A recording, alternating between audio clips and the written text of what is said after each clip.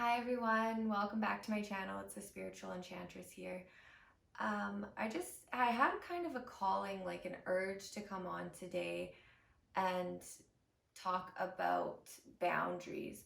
I actually had planned to do a card reading today, but a lot of things happened in this past week in my life that it was utter chaos, to be honest with you. And it triggered a lot of things in me to the point where I broke down. And when I started analyzing this and why I was feeling the way I was and what the cause of it was, it really came down to me and the choices I was making. As easy as it would be to blame everyone else, which anyone in my situation easily could have and felt justified in doing so, I really want to share my insights on being an empath, how that affects your relationships with others, at least in my experience, and what you need to do to navigate those waters so that you can protect your own energy. And for me, the biggest thing for me has been setting boundaries in place and sticking to them. So if you are an empath and you feel often overwhelmed, thrown off by family, triggered, overly sensitive,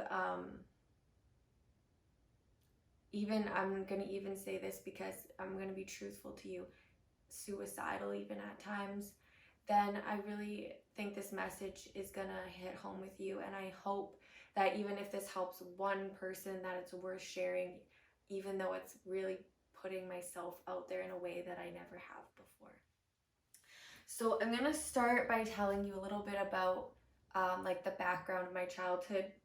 I'm not going to bore you to tears with details, just a little bit of background information so you can get some perspective, and then how I came to where I am now, and why I believe that boundaries are so incredibly important on your journey if you're going to protect your own energy field as an empath. So as a child, I was very, very outgoing, loving, loud, funny, kind of silly, just playful child. And I've always had a very dominant throat chakra. So I believe I'm an indigo child. I didn't come here to just kind of sit back. I came here to create change in the world. And so as a child, that means I never really knew when to stop, even though I was going to get in trouble. I never, ever didn't make my needs be heard. I always was constantly pushing the envelope as far as being heard, and I never really accepted anything at face value.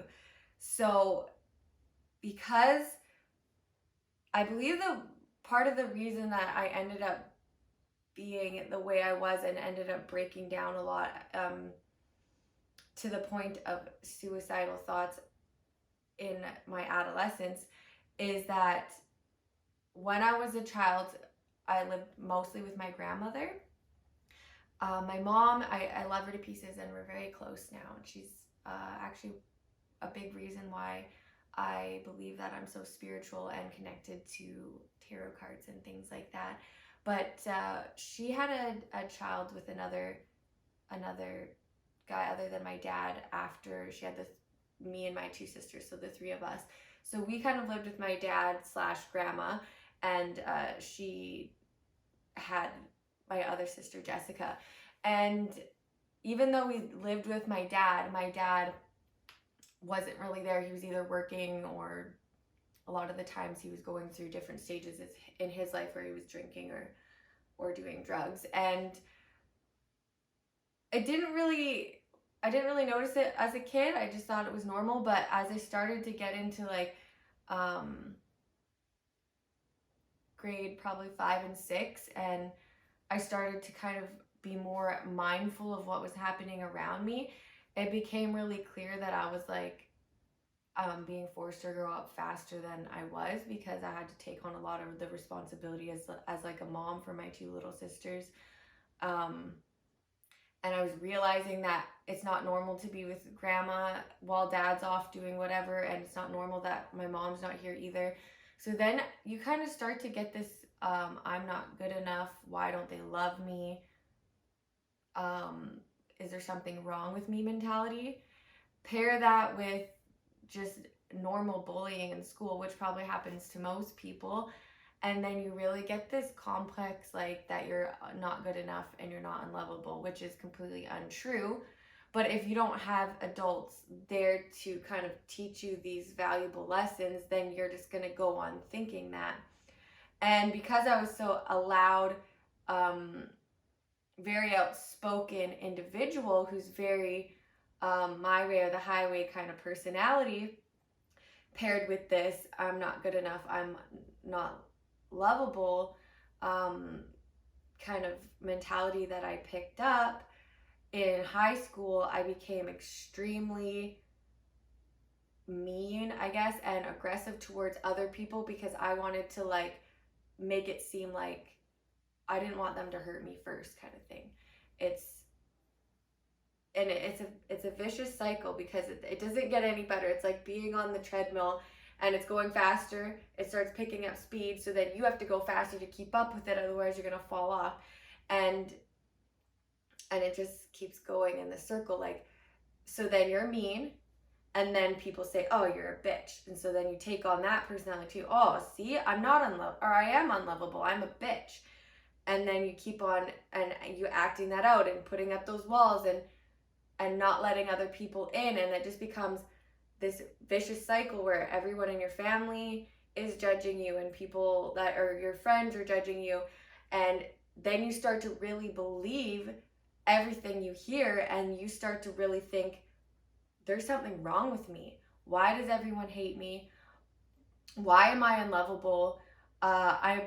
I'm not good enough. I probably should just kill myself because I'm so upset and angry all the time and I don't feel connected to anybody. And I try so hard to love people, but I just can't seem to be on their level without it hurting. Everything felt very overwhelming and exhausting and draining all of the time. And that was because of that vicious self-fulfilling prophecy of doom that I was feeding into, and B, because growing up I was never taught about boundaries, and I was actually expected to give up my boundaries as just the way I was raised. I mean, my grandma, bless her heart, was doing her best, but there's a generational gap there too, and I don't believe that she ever really received the proper teachings on boundaries and stuff from her parents either. And so when you're forced to share everything you have, and you're not allowed to have your own space, and you're not allowed to have your own opinions, adults are always right, you're always wrong, that kind of thing. And you're always or you shouldn't be like that because no one's gonna like you, or you shouldn't have your own opinions because no one's gonna want to talk to you, no one's gonna want to be your friend. That kind of thing, it all sinks in over time, and it just becomes very heavy and thick. And for a long time, I had this victim mentality where I felt overwhelmed, like life was happening to me, like no matter what I did, nothing was ever going to get better. And I really started to believe that I was crazy or maybe had bipolar disorder or something, because being an empath and really feeling the highs of life too, swinging from, oh my god, this is so great, I love camping, I love being out in the outdoors, to I want to fucking kill myself, this is so hard, why does everyone hate me? Back and forth between these two extremes all the time. And then obviously you actually are acting crazy in that sense because you're feeding into what's said about you, and then believing it and then embodying it. It really can be concerning that, oh my god, am I crazy? Is there something actually wrong with my health? Should I go to a doctor? And I was taught that it's not really healthy to go to the doctor. It's not good to talk about your feelings. You shouldn't complain to people. Oh, that just means you want attention. and that kind of stuff. So I was always just kind of stuffing it down and not really knowing how to deal with it. And as a result, I was very reactive, and I always thought everyone else was to blame, and I thought they were mean, and everything was triggering to me. And it was like I would just go off all the time, and then I would be super, super loving life, triggered, gone, freaking off the charts, angry.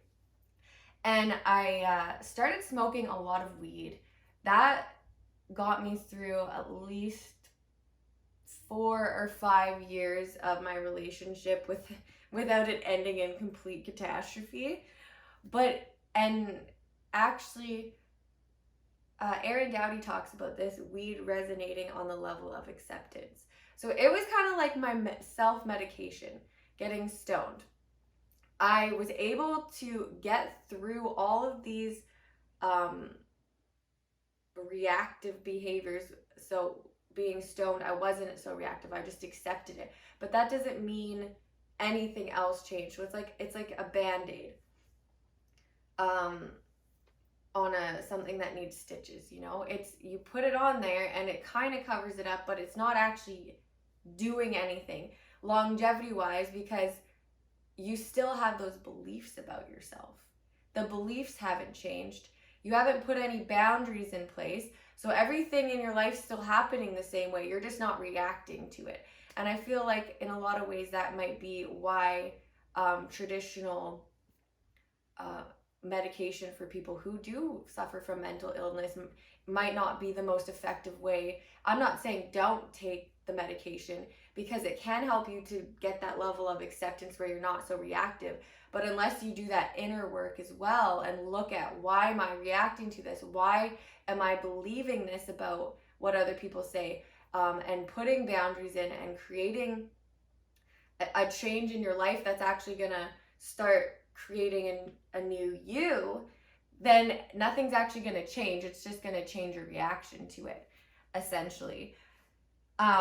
So when I stopped smoking weed and I really started my spiritual journey and started doing a lot of self-discovery and work, it was a lot easier for me because I lived in Alberta, away from all of my family and friends. So I didn't have to actually put a bunch of boundaries in place, because it was mostly just me and my son, and my husband worked in camp, so only that 1 week that he was home or whatever, and that was fine because we get along pretty well. And we didn't have a bunch of issues with boundaries. And just recently, in this last year, I moved back to the coast, so I have all those same people that used to trigger me and who fed into that feedback loop of me being aggressive and rude, and then them saying I am, and it just, you know, going back and forth in a destructive pattern, has really come to play again. And I've done all this spiritual work and work on myself on why I act the way I do, and how come I've been the way I have up until this point, and what I can do to change it. And I've really learned that putting healthy boundaries in place is so incredibly key here.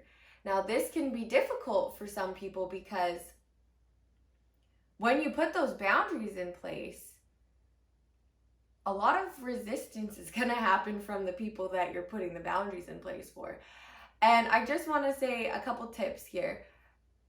It doesn't have to be, if you put the boundary in place of, you suck, you trigger me, so I have to put this boundary in place, yeah, that might not get the best receptivity.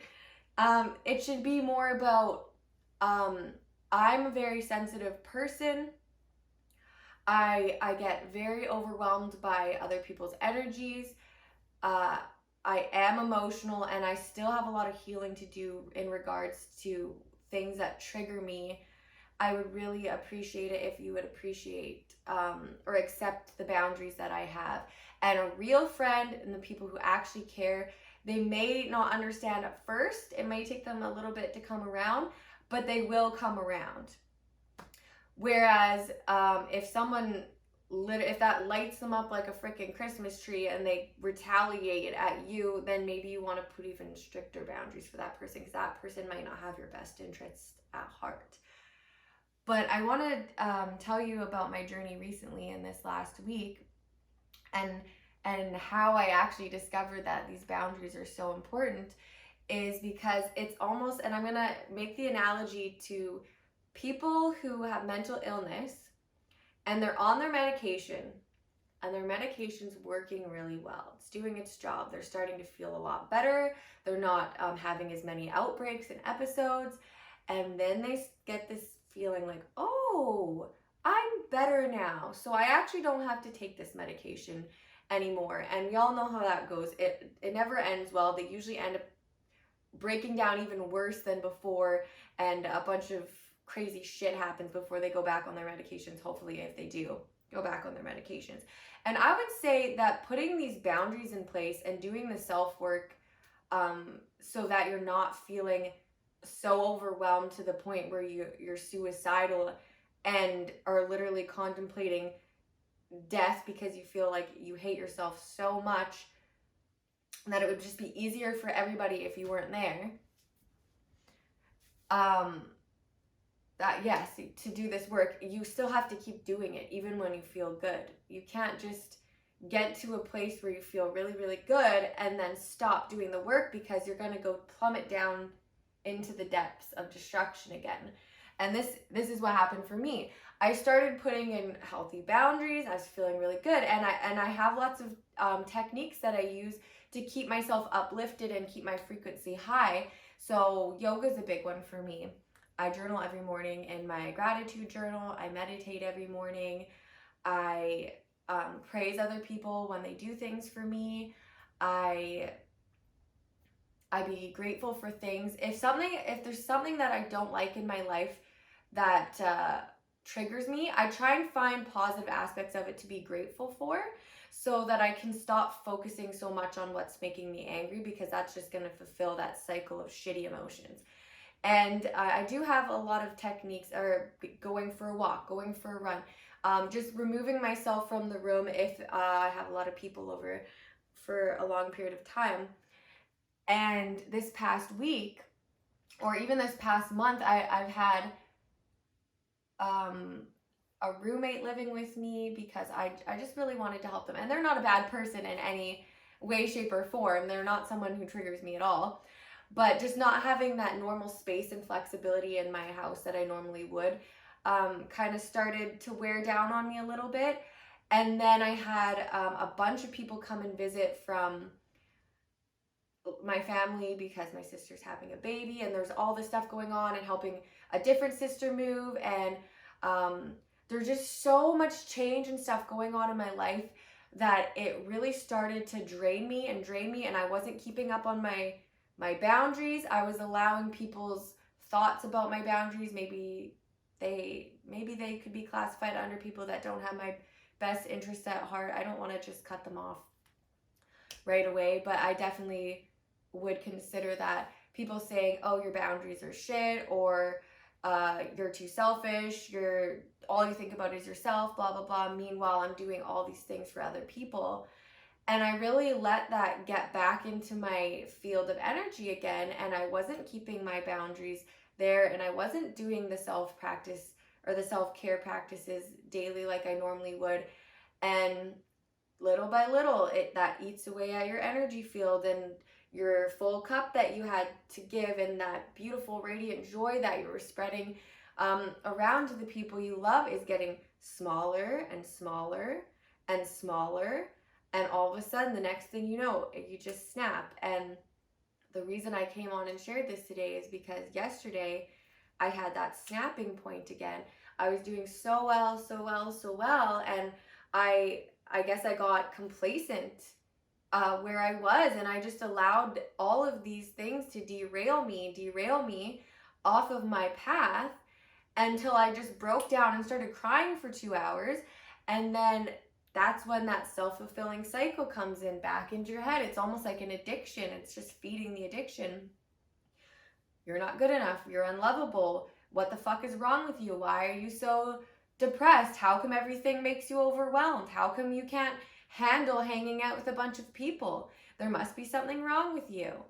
Why is this happening to me? Why do I have to be oversensitive? Why couldn't I just be like everybody else? Um, and then eventually that feeds into this pit of despair of, and you're sitting there feeling sorry for yourself, feeling these awful, yucky emotions. And then that suicide thought came into my head, and everyone would be so much better off without me. It would be so much easier if I just wasn't here. And thank fucking God I have a 10-year-old son, because I honestly believe, is part of the reason that every time I've ever had that thought, I've never followed through with it, because I could never do that to him. I love him so much, and I know for a fact that I have his best interest in heart, and there's no one who's going to take care of him like I do. No one's going to love him like I do, and he's never going to be the same if I did that. So if you don't have that person to keep you going, I really hope that this video helps you to gain some perspective that a lot of us, especially if we haven't trained ourselves emotionally as empaths, can really allow the outside stimulus and the outside world and the people we are allowing into our lives derail us completely off of our path. And it's actually, this is that turning something that you don't like into a positive. A really beautiful thing about crying and emotions is you can use them as a guide. Okay, clearly I'm doing something wrong here, because if I was on my path and I was doing the things that I need to be doing, and I was following my course of action that's right for my purpose, then I wouldn't be sitting here feeling sorry for myself and thinking about and contemplating suicide. So I obviously let everything go. I'm not going to blame anybody for what happened yesterday, because it was nobody else's fault but mine. I love all of those people, and I really care about them, and that's part of the reason I allow myself to get so enmeshed in their lives, and I constantly wanting to help everybody else and pick up the pieces and be the hero or whatever. Maybe I have a hero complex, I guess, in the situation, even at my own detriment. And had I been following through with my healthy boundaries, knowing when to say no, knowing when I'm stretching myself too thin, and pulling back a little bit and focusing on keeping my cup full so that I can, first of all, be the best mom I can be to my son, be the best wife I can be to my husband, and be the best sister, daughter, whatever, to everyone else without it actually affecting my own mental health, then I would have been fine. So I wanted to come on here and share with anybody who's struggling and feels like maybe you've never put boundaries in place and it's scary to you. And I just want you to know that it can be scary and it can be hard at times, and there is going to be resistance from people, but it is so incredibly worth it. And I didn't even fully realize the benefits I was enjoying from having them until I got completely derailed by not having them. And that was a real eye-opener for me on how incredibly important they are for people who suffer with issues with anxiety and mental health, and just maybe being an empath and not really understanding what that means yet. If you feel like this is you and you're resonating with this video, I would really recommend a couple books. One's Dodging Energy Vampires by Christine Northrup. It really goes into great detail about the characteristics of an empath, and there's a lot of really helpful tips in that book on how to keep your energy up and set those healthy boundaries with people. Another few ones that are really good that I've been learning a lot from lately is the Dr. Joe Dispenza books. He has multiple books, and the ones that I've just done is Breaking the Habit of Being Yourself, You Are the Placebo, and Becoming Supernatural. All of these books are on Audible if you don't really like to read. Otherwise, you can probably just order them on Amazon. Of course, that's an option for you. You don't have to, but I've found that having that knowledge that was never taught to me as a kid, having those tools in my tool belt to deal with life has really, really allowed me to stop perpetuating the cycle of Everyone's out to get me and it's their fault and I suck, and just that negative spiral. And I have had profound changes in my life and my relationships since I started to actually look at myself and the part that I have to play in it. I just wrote a few things down actually regarding this. So there's a couple steps here. Number one would be acceptance. Accept that no matter what the cause was, you acted in a certain way. This can be hard to see. So regardless of what happened in the past, why I ended up being the way I was, none of that really matters, because I chose to show up the way I did. I chose to act the way I did. I chose to be the way I did. And every single day, I make a choice to say yes and no to things, to allow people to come into my life, to follow the paths that I follow. And I can't blame anybody else for that. I have to make those choices, and I have to deal with the consequences of that. And this can be hard to see. When someone is triggering the shit out of you and you're so freaking angry that all you want to do is blame them, to actually sit in retrospect and admit to yourself that you played a big part in that, and that you were in fact also in the wrong, can be very daunting, very hard work. So kudos to you if you can even come to the acceptance thing. But if you can, it is life-changing. And then once you can see that even the first time, then it's an awareness. So you have to continue on each day with an awareness of your behaviors, what's triggering them, noticing when you're being triggered. Because if you can be aware when you're being triggered and know that it's a trigger or that you're acting in a certain way, then you can change. But only once you become aware can you change. So it's becoming aware, accepting your part in it, and that's when change really happens. So that's when you can move forward with positive action and do the things that are going to benefit you and everyone in your relationships in the long run. So that's when you can correct the behavior. And having those tools in your tool belt, doing the research on the self-development, the things that you can do in order to change in a positive way, to see yourself differently. You have to be able to forgive yourself too. This isn't just about forgiving other people. If you can't forgive yourself about how you acted, or be kind to yourself and love yourself and know that you're worthy of love, then that real change isn't going to happen. And then boundaries is the next step, because you have to first be aware of your situation and your part in it. And then you can start to create those healthy boundaries, and that's going to help create that change. So, and I'm going to bring in a little bit of yogic teaching in here as well. Just one moment, I have this in my notes because I'm just learning this in the course I'm taking. And it's because I wanted to incorporate my love of tarot and my yoga teachings into this lesson that I kind of just dawned on me yesterday. And that's the balance, like that yin and yang, the balance between structure, so sthira, structure, boundaries, strength, architecture, alignment.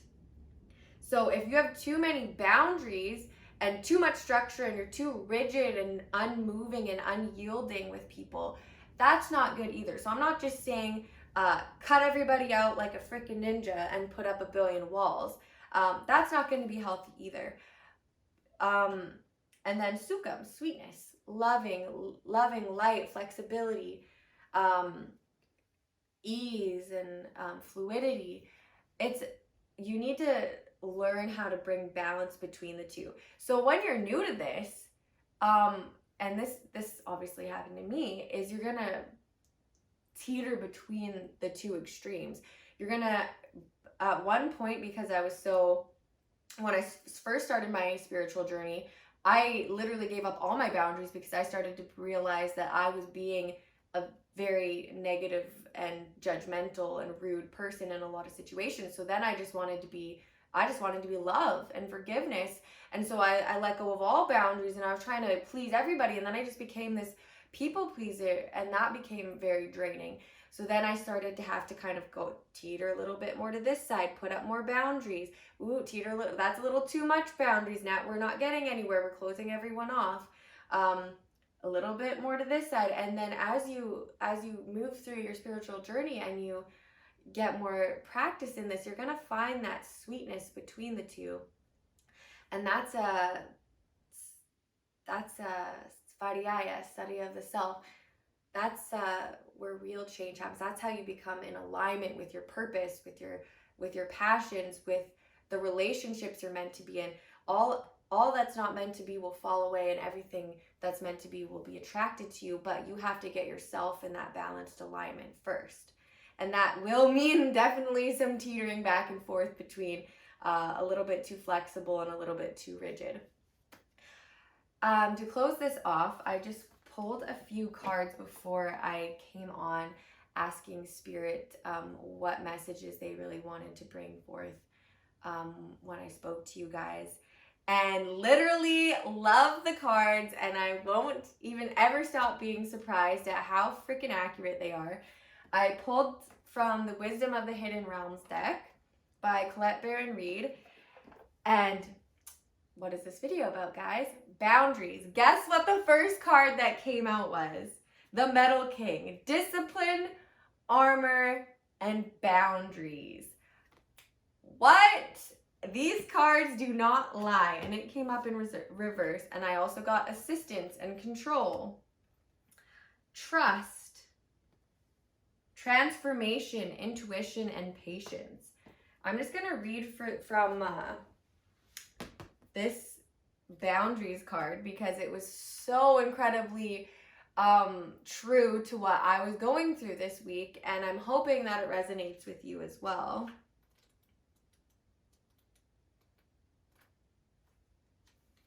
Be mindful of codependency and enmeshment. When the Metal King comes as your challenger, he's inviting you to address how overwhelmed you may be around other people. Do you pick up their feelings like a sponge? Do you feel you need to heal them so that you can feel better? Get grounded. Be clear about your own personal boundaries and restrain yourself when you feel like jumping in to help without being asked. This is a warning against forming unhealthy relationships in any area of your life. There we go. Creating those boundaries. And this is a big thing for empaths, is wanting to help everybody. And then being so stretched thin that you have no time to replenish your own resources.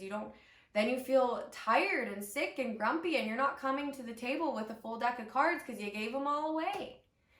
And this can be very damaging to your relationships, even though your intention was love and light and helping, because then you're showing up half empty or completely empty, and then you're draining from other people too.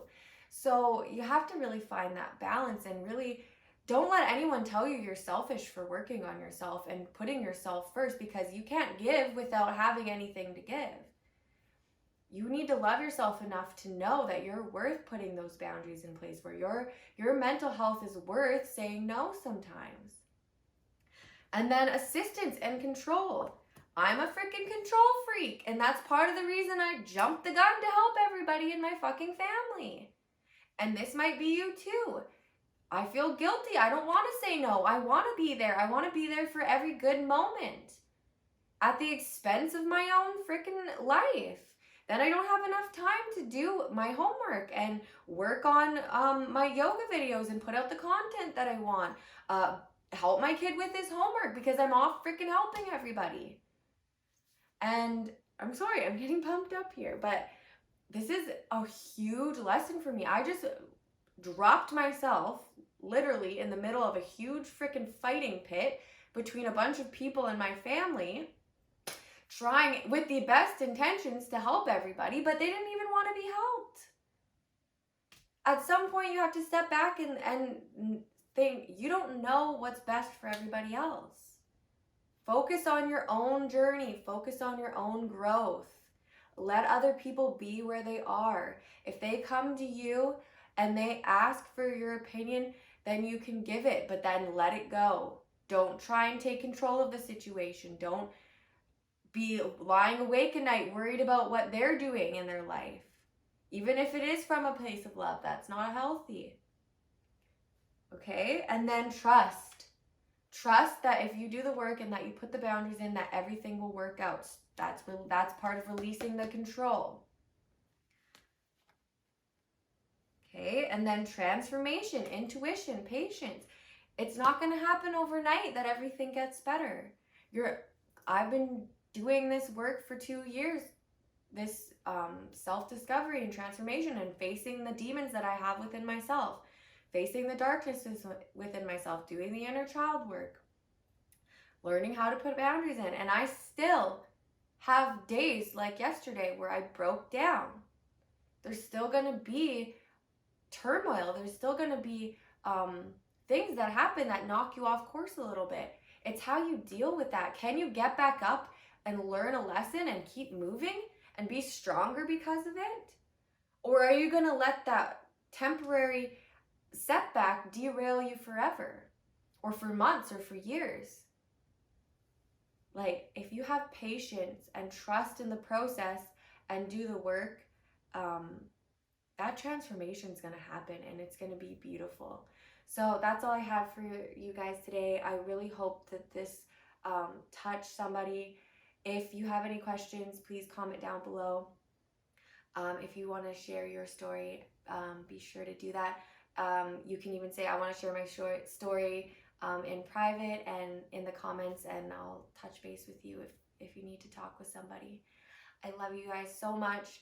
Thank you for being here today. Please like this video if you liked it. Please share with anyone who you feel would gain value from this video. Other than that, peace and namaste.